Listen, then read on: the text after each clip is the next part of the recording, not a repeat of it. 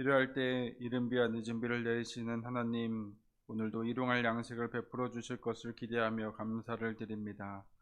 무엇보다도 저희 영혼을 날마다 새롭게 하시는 말씀을 주사 저희의 믿음과 신앙이 엇나가지 않게 하시니 감사를 드립니다. 오늘도 하늘의 만나를 허락하셨사오니 기쁨으로 받게 하시고 그것을 통하여 새 힘과 소망을 얻게 하옵소서. 저희 마음에 있는 간절한 기도 제목도 주님께 아뢰입니다. 저희를 긍휼히 여기사 자비를 베푸시고 크신 능력을 행하시옵소서. 하나님 사랑으로 우리와 함께 하시는 예수 그리스도의 이름으로 기도드립니다. 아멘. 오늘 새벽 하나님께서 우리에게 주신 말씀은 예레미야 9장 25절로 26절의 말씀입니다. 제가 가지고 있는 성경 구약 성경 1066쪽에 있는 예레미야 9장 25절로 26절의 말씀을 제가 봉독하겠습니다. 여호와의 말씀이니라. 보라, 날이 이르면 할례 받은 자와 할례 받지 못한 자를 내가 다 벌하리니 곧 애굽과 유다와 에돔과 암몬 자손과 모압과 및 광야에 살면서 살적을 깎은 자들에게라. 무릇 모든 민족은 할례를 받지 못하였고 이스라엘은 마음의 할례를 받지 못하였느니라 하셨느니라. 아멘. 오늘 하루도 말씀과 기도로 열어가시는 모든 성도님들을 주의 이름으로 환영합니다. 8월은 기온이 가장 높아지면서 벌들의 산란과 애벌레의 육아가 최고조에 이르는 시기라고 합니다. 벌은 이 시기가 되면 가장 왕성해지고 예민해집니다. 소방청 통계에 따르면 벌 쏘임 사고의 70~80%가 7월부터 9월까지 약 3달 사이에 집중된다고 합니다. 저도 작년 이맘때쯤 벌에 쏘인 적이 있습니다. 옥상의 문을 여는데 그곳에 벌집이 있었는지 벌들이 달려들어 뒷목이 쏘였습니다. 벌에 쏘인 저는 하던 일을 멈추고 병원 응급실로 향했습니다. 주말이라 그런지 응급실 대기실에는 사람이 가득했습니다. 저도 접수를 하였고 앉아서 기다렸습니다. 근데 얼마 지나지 않아 제 이름이 불렸고 진료와 치료를 받게 되었습니다. 응급실이 익숙하지 않았던 저는 아직 제 차례가 되지도 않았는데 저보다 먼저 온 사람들이 많았는데 제가 먼저 진료를 받게 된 것이 이해가 되지 않았습니다. 나중에 알고 봤더니 응급실의 기준은 선착순이 아니라는 것을 알게 되었습니다. 혹시 여러분도 응급실에 가보신 적이 있으신가요? 응급실에 가보면 저와 같은 장면을 종종 보게 됩니다. 분명 나는 피를 흘리며 들어왔는데 나보다 늦게 온 사람이 먼저 치료를 받습니다. 반대로 보기에는 멀쩡해 보이는 사람이 갑자기 가장 먼저 응급실 안으로 들어가는 경우도 있습니다. 처음에는 왜 순서를 무시하는가라는 생각이 듭니다. 그런데 알고 보면 응급실에는 우리가 생각하는 기준과 전혀 다른 기준이 있는 것을 알게 됩니다. 응급실에는 먼저 온 사람이나 더 아파 보이는 사람이 아니라 병원에서 정한 중증도에 따라 환자를 구분합니다. 겉으로 피가 많이 난다고 가장 위험한 것은 아닙니다. 오히려 겉으로 멀쩡해 보여도 심근검색이나 뇌출혈처럼 생명이 위태로운 사람이 가장 먼저 치료를 받습니다. 반대로 아무리 본인은 급하다고 생각해도 의사가 보기에는 응급 환자가 아닐 수도 있습니다. 응급실에서는 아무리 자신이 의사라고 해도 먼저 진료를 받을 수 있는 것이 아닙니다. 결국 중요한 것은 내가 누구인가, 내가 나를 어떻게 평가하고 있는가가 아니라 의사가 나를 어떻게 진단하느냐입니다. 우리의 신앙도 이와 비슷합니다. 우리는 스스로를 평가합니다. 나는 예배를 드리는데, 나는 성경도 읽는데, 나는 교회도 오래 다녔는데 저 사람과는 다르지라며 스스로를 평가합니다. 그런데 오늘 본문에서 하나님께서는 당시 유다 사람들에게 가장 충격적으로 들릴 만한 말씀을 하십니다. 예레미야 9장 25절 말씀입니다. 여호와의 말씀이니라. 보라, 날이 이르면 할례 받은 자와 할례 받지 못한 자를 내가 다 멸하리니 다 벌하리니 애굽도 에돔도 암몬도 모압도 그리고 유다도 다 똑같다는 것입니다. 언약 백성이라고 자부하던 유다를 하나님께서는 이방 민족들과 같은 줄에 세우십니다. 심하게 말하면 교회를 다니는 우리나 불교인이나 무슬림이나 다 똑같다는 것입니다. 당시 유다 사람들은 이 말씀을 듣고 귀를 의심했을 것입니다. 왜냐하면 할례는 하나님의 백성이라는 가장 확실한 증표였기 때문입니다. 예레미야 9장은 이러한 충격적인 판결을 내려야만 하는 하나님의 탄식과 예레미야의 슬픔이 담겨 있습니다. 1절 말씀입니다. 어찌하면 내 머리는 물이 되고 내 눈은 눈물의 근원이 됐고 죽임을 당한 딸 내 백성을 위하여 주야로 울리로다. 메시지 성경은 이 구절을 이렇게 표현합니다. 내 머리가 물 가득한 우물이었으면 내 눈이 눈물의 샘이었으면 좋으련만 그러면 내 사랑하는 백성에게 닥친 재앙을 가슴 아파하며 밤낮으로 울 수 있을 텐데. 예레미야는 얼마나 많은 눈물이 필요한지 머리가 우물이 되고 눈이 눈물샘 그 자체가 되었으면 좋겠다라고 말을 합니다. 그는 자신의 슬픔이 아무리 울어도 다 표현할 수 없을 정도임을 나타내는 표현입니다. 심지어 예레미야는 그들에게서 멀리 떠나 그들이 보이지 않는 곳에 살고 싶다라고 말합니다. 만약 누군가 자신을 위해 여행자의 숙소라도 마련해 준다면 얼마든지 그곳에 거하고 싶다라고 말합니다. 심지어 그곳이 먹을 것이나 마실 것이 없고 뱀이나 전갈, 도적대의 위험이 도사리고 있는 광야라 할지라도 말입니다.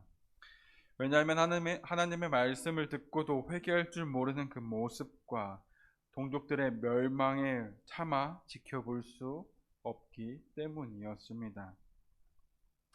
3절부터는 유다에 대한 하나님의 진단이 나옵니다. 하나님께서는 먼저 그들의 삶을 이야기하십니다. 3절부터 6절까지의 말씀을 보면은 반복돼서 지적되는 모습이 있습니다. 그것은 사회 전반에 있는 기만 행위입니다. 성경은 거짓을 말하며 진실하지 아니하고 속이며 거짓말하기를 가르치며 등 다양한 표현으로 그들의 기만 행위를 설명합니다. 그들은 너무나 타락하여 언어 생활이 사람을 죽이게 하는 활과 같이 치명적이었습니다. 심지어 그 대상으로는 친척이나 이웃, 가족 할 것이 없었습니다. 인간관계의 모든 곳에 거짓이 가득했습니다. 이제 그들에게 하나님께서는 심판을 선언하십니다. 7절 말씀입니다.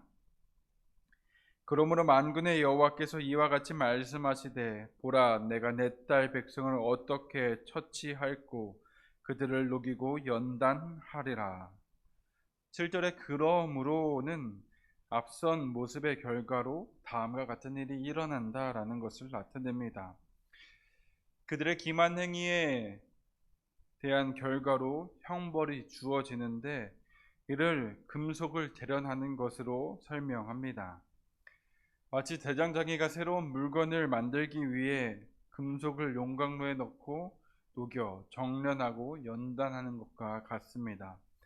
하나님께서는 거짓과 사기가 난무하는 이스라엘 백성들을 정죄하고 단련하시겠다라고 밝히십니다. 한편 7절은 하나님께서 패역한 그들을 내 딸 백성이라 부르고 있습니다. 이는 하나님께서 그들을 연단하기 위해 징계를 내릴 수밖에 없지만 여전히 그들을 향한 사랑이 있음을 보여주는 표현입니다. 8절은 이스라엘 백성의 기만적인 삶을 구체적으로 묘사하면서 그들이 심판받을 수밖에 없음을 다시 한번 설명합니다. 여기서는 기만의 시작인 혀를 죽이는 화살이다라고 설명합니다.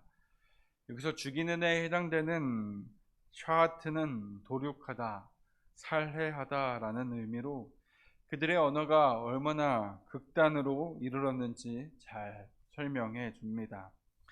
마치 동물을 도살하듯 아무런 거침없이 다른 사람의 생명을 죽이고 있다라는 것입니다. 그 모습은 어떠합니까? 말로는 샬롬, 평강이다라고 말을 하지만 마음으로는 해를 꾸미고 있습니다. 여기서 해는 엎드리거나 숨어서 기다린다, 매복하다라는 단어에서 유래되었습니다. 즉 몰래 숨어서 상대방을 해하려고 음흉하고 사악한 모습을 가진 게 그들의 모습이었습니다. 하나님께서는 자신의 백성들에게 이러한 모습이 가득한데 어떻게 그들에게 벌하지 않을 수 있겠느냐 질문하시면서 형벌의 불가피함을 강조하십니다. 예레미야는 계속해서 통곡합니다. 가축도 새도 짐승도 남지 않을 만큼 황폐하게 변해버린 상황을 예견하며 슬픔을 표출합니다. 그의 슬픔이 얼마나 컸는지 10절에 부르짖으며 라는 히브리어 단어 네이는 자신의 죽음과 자식의 죽음과 같은 극단적인 슬픔의 상황에 놓여 목 놓아 울 때 사용하는 단어입니다. 즉 지금 이 예레미야의 슬픔은 마치 자신의 자식이 죽은 것 같은 그러한 슬픔과 같았습니다. 예레미야의 슬픔이 이토록 큰 이유 중에 하나는 유다 백성들이 자신이 왜 죽는지도 모른 채 죽어가고 있다라는 사실 때문이었습니다. 예레미야 9장 12절 말씀 제가 세번역 성경으로 읽어드리겠습니다.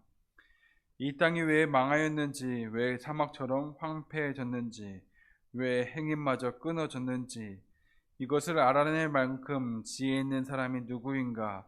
그 까닭을 말할 수 있도록 주님의 입에서 직접 말씀을 받은 사람이 누구인가? 12절은 하나님의 백성이라 하는 자들이 심판의 원인조차 깨닫지 못하고 심판받아 멸망한다라는 것을 말해 줍니다. 예레미야와 같은 선지자들은 하나님의 심판의 경고를 들었고 이를 사람들에게 전했지만 아무도 이를 귀 기울여 듣지 않았습니다.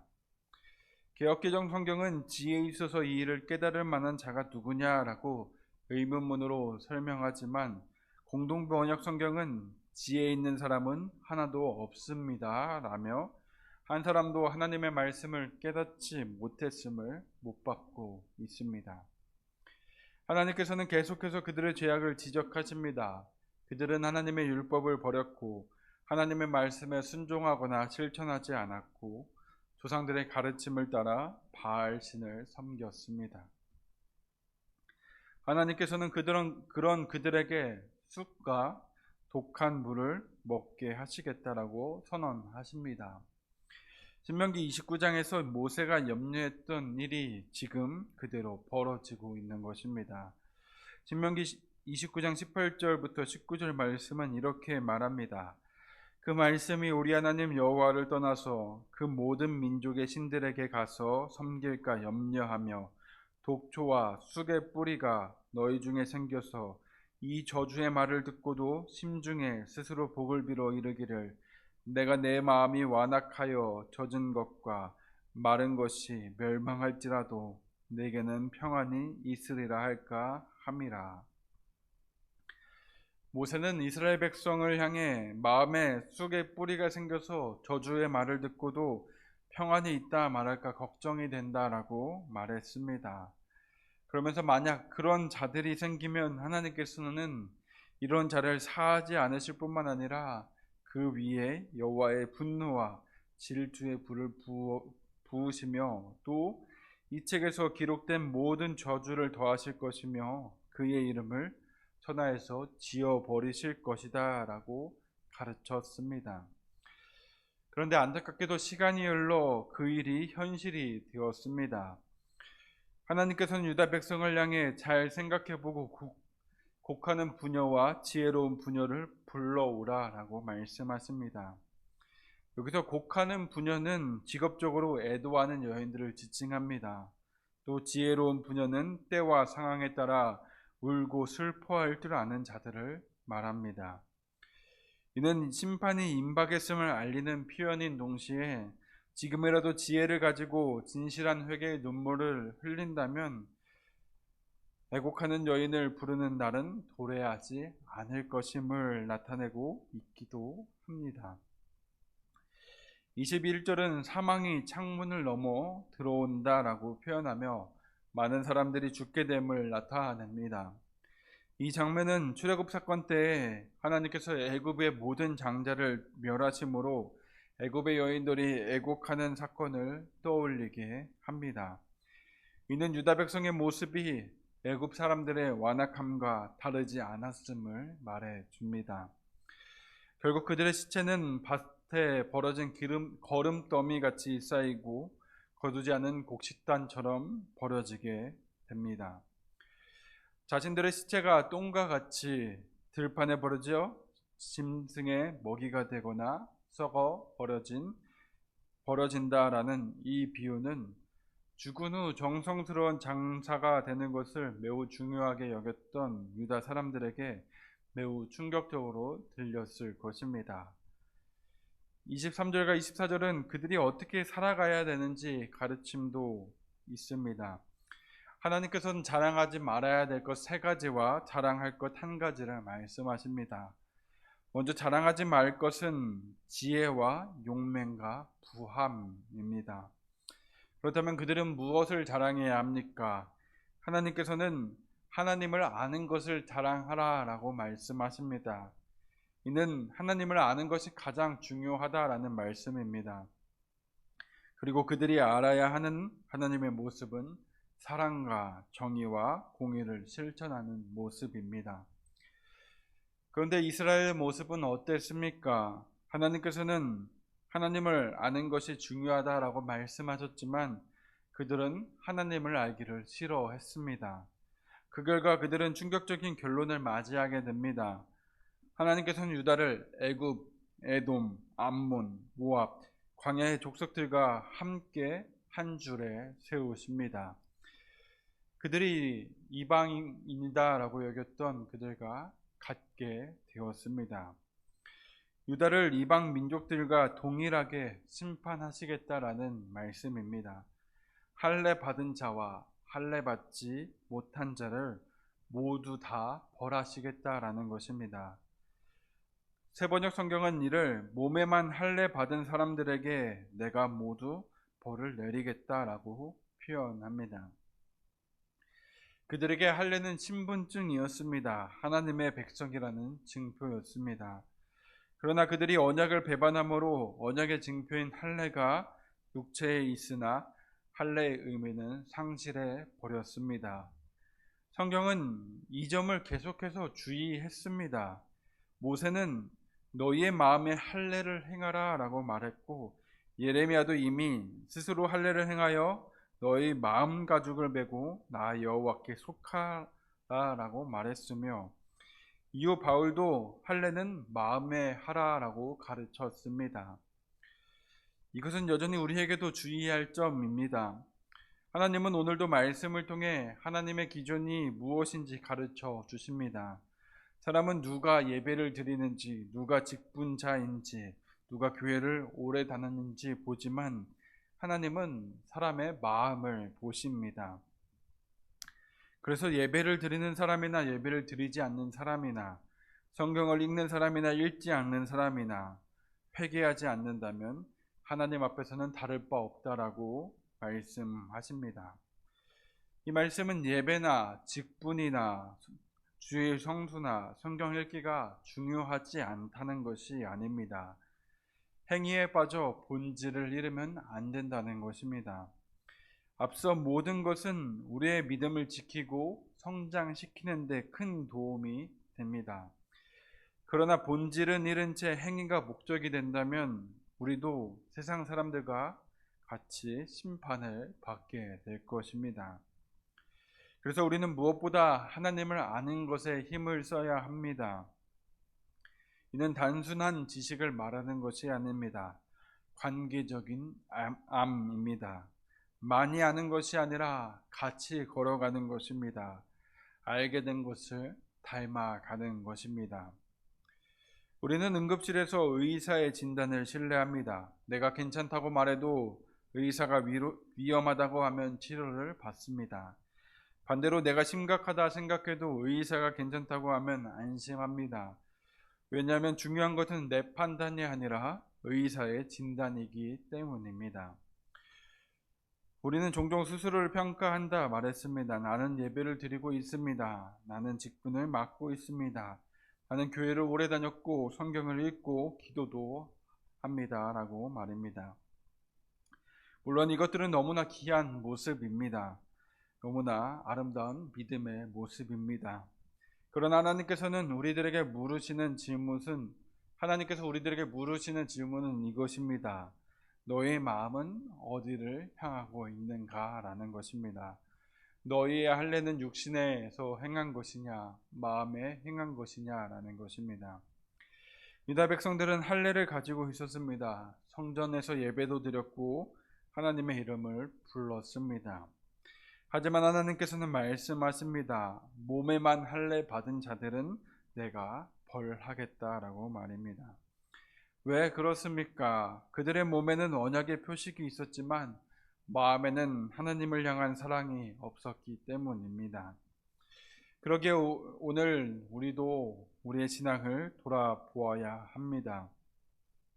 혹시 우리의 믿음이 하나님과 동행하는 믿음이 아니라 하나님을 믿는다는 표시만 남아있지는 않습니까?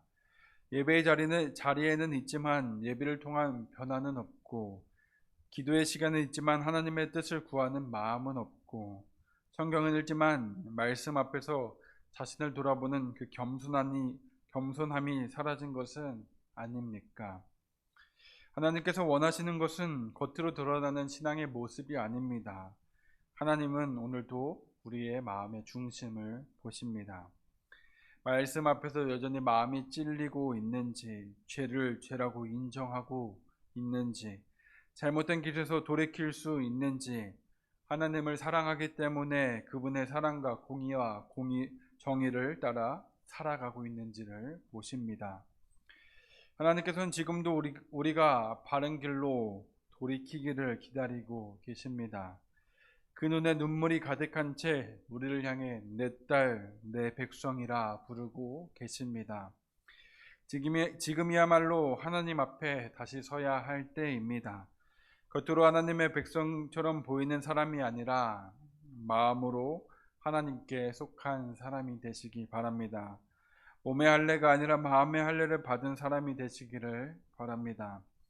하나님을 안다고 말하는 데서 멈추지 않고 하나님과 함께 걸으며 하나님을 닮아가는 사람이 되시기를 바랍니다. 그리하여 세상의 기준이 아니라 하나님의 기준 앞에서 내 백성이라 불리는 우리 모두가 되기를 간절히 바랍니다. 함께 기도 제목 나누고 기도하기 원합니다. 먼저는 말씀을 기억하며 기도합시다. 주님, 저희의 심령을 돌아봅니다. 육신의 할례와 같은 것을 붙잡고 안심하며 살아가고 있지는 않았는지를, 본질을 놓친 채 형식만 붙잡고 있지는 않았는지 깨닫게 하옵소서. 이 시간 성령을 보내사 저희의 마음을 새롭게 하시고 말과 행동이 거룩해지게 해달라고 기도합시다. 다음으로는 이번 주에 이루어질 중고청 연합 여름 수련회를 위해 기도해 주시기 바랍니다. 여름 수련회 기간 동안 젊은이들이 주님 안에서 결단하게 도와주시고 새 삶을 향하여 하나님의 비전을 꿈꾸게 해달라고 중보해 주시기 바랍니다. 그리고 마지막으로 우리의 개인에서 마음속 간절한 기도 제목 주님께 아뢰며 함께 기도합시다. 기도하겠습니다. 거룩하신 하나님, 새날을 주시고 주 안에서 새 희망을 찾게 하시니 감사를 드립니다. 주님, 저희는 미련하여 때때로 주님 앞에서 저희의 모습을 자랑하며 살았습니다. 하나님의 백성에게는 당연한 일들을 하면서도 그것으로 만족한 채 살았습니다. 예배드리고 봉사하고 말씀을 안다는 이유로 스스로를 괜찮은 사람이라 여기며 살았습니다. 그러나 다시 한번 하나님의 기준을 깨닫게 하시니 감사합니다. 이제는 날마다 저희의 신앙이 몸에 할례만 있었던 유다처럼 형식만 남아있지는 않은지 돌아보게 하옵소서. 하나님을 안다 말하면서도 하나님의 뜻을 멀리 하며 살고 있지는 않는지, 말씀 앞에 묻어진 우리의 마음이 있지는 않은지, 혹여나 그런 모습이 있다면 주여 용서하여 주옵소서. 저희 안에 진정한 마음의 할례가 있게 하시고 저의 지식과 경험이 아니라 하나님을 아는 것을 가장 귀하게 여기게 하사 하나님의 사랑과 공의와 정의의 삶을 나타내는 주의 백성이 되게 하옵소서. 마음을 새롭게 하시는 영으로 우리와 함께 하시는 예수 그리스도의 이름으로 기도드립니다. 아멘.